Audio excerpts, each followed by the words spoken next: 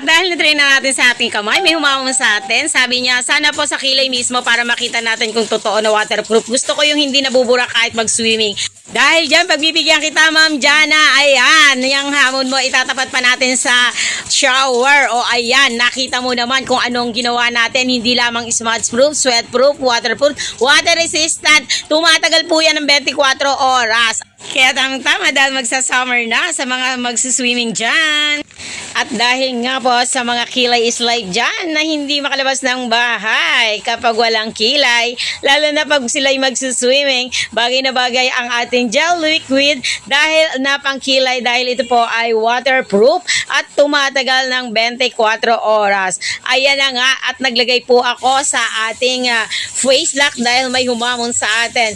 At nakita nyo naman, hindi lang basta spray ang ginawa ko sa aking face lock ha, kundi tinapat ko pa siya shower. Dahil hindi nasiyahan si Mama Jana sa ating kamay lang sinubukan, pero makikita nyo naman na try natin ang ating gel liquid waterproof na pangkilay. Ayan, ngayon naman kayo ang aking hahamunin. Kayo naman ang mag-try. Paano nyo malalaman kung di nyo susubukan? Bye!